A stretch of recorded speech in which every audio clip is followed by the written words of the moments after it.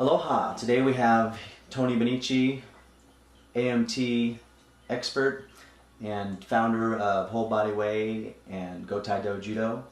He's also an avid entrepreneur owning several businesses in California and Hawaii. Welcome to the show, Tony. Thank you very much, Eric. It's a pleasure to be here. Today we're here to find out what AMT is. Can you give us an idea of that and what that means? Yes, thank you very much. Applied Meditation Therapy is what AMT stands for. And Applied Meditation Therapy is a way of being in your body and having a relationship with your thoughts that are constantly active in your mind and in your head. So it's how do you have a relationship with your body and your mind as you go through day-to-day life throughout your day. Its basis of it is based on the breath and being able to actually focus your attention on breath more than you actually focus your attention on your thoughts. Thoughts constantly come into your mind so that you're gonna be regularly either driven by them or witnessing them. So to really have a relationship with those thoughts so they don't actually manipulate your world or for who you are.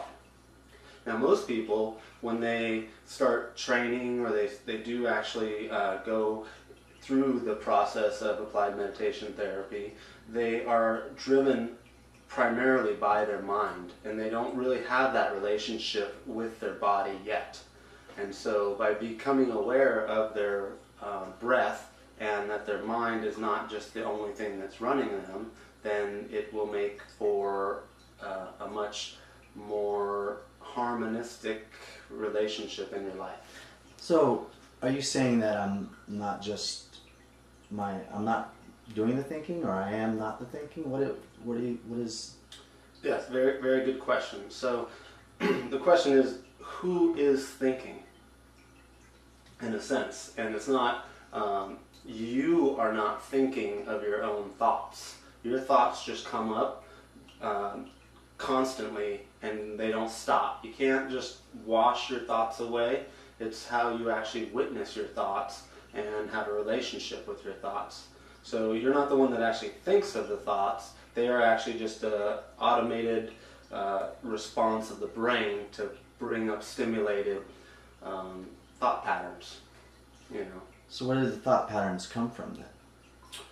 Thought patterns can come from either past experiences that have taken place in your life that actually stimulate thoughts, or visually seeing will stimulate the thoughts, things like that in your past. So what you're saying then is that most of my thought process is coming from my past experience and it's not necessarily who I am? Your mind is who you are, a part of who you are, but it's not who you are as a person. Now, who you are as a person is separate from your mind. They're totally two different entities. They work simultaneously together, but yet they still are operating together but individually. And you can actually witness that taking place.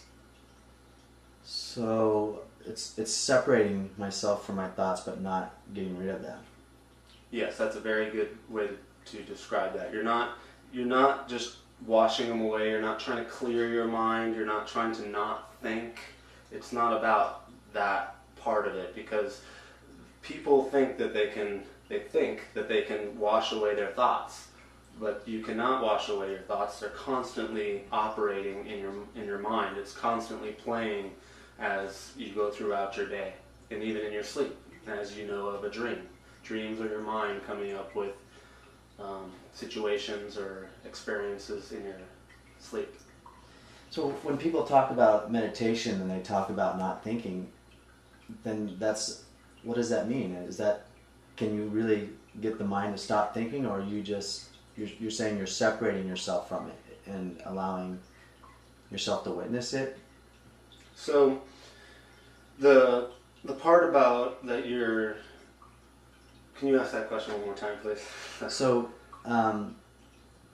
the difference between, I've heard that in meditation you're supposed to clear your mind, and Gotcha. what you're Okay, saying thank is you. that that's not what it's about. Yes. With AMT, it's not about just clearing the mind and trying to get rid of your thoughts. We actually want to watch our thoughts come into our mind, and actually watch them come in and then go into your breath and let go of that thought and focus on your breath, with another thought actually probably coming right in right behind it, and you're going to go right back to your breath. It is impossible to think of a thought and your breath at the exact same time. So by repeatedly focusing on your breath, you learn to let go of thoughts instead of actually holding on to them. So they're still occurring then, even though you're breathing. Is that? They're still well. As if I take a breath and I focus on that breath fully, I can't actually think of the thought that I was thinking of before I started that breath. So because your attention is somewhere else, but You're focusing your attention, yeah. And we use our hara, or our lower diaphragmatic area, to focus our attention down to, where we want to really bring our breath to stimulate that area of our body. And why that area?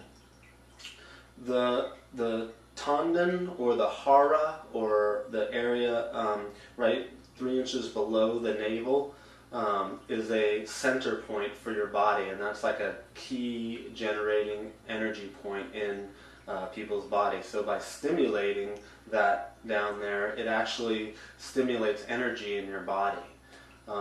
You take a breath down there, you're doing lots of different things, from just massaging your organs to actually generating ki, or energy, in your lower diaphragm.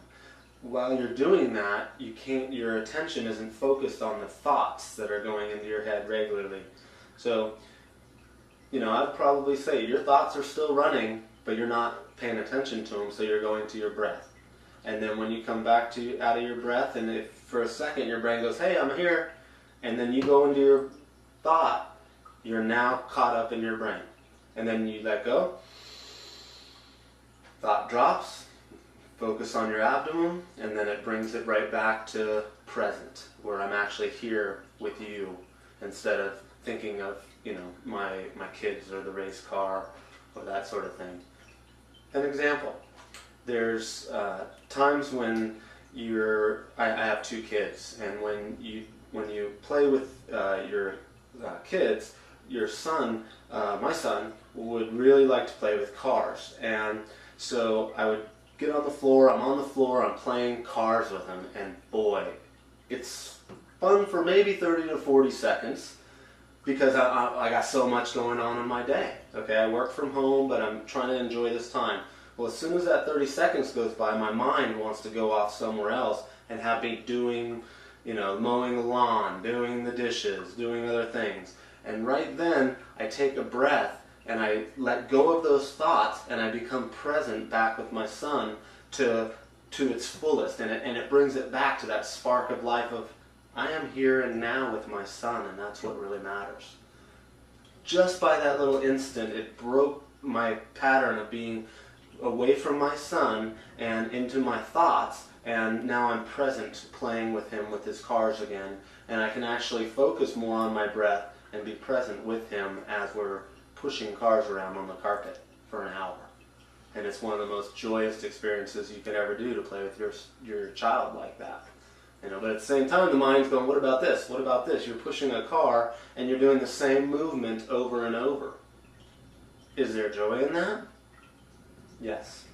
Okay, and by working with the breath and the tendon and the hara area, you actually stimulate an energy that is actually felt between you and your child, underlying the words, and that goes a little deeper. But that's an example of AMT at its best.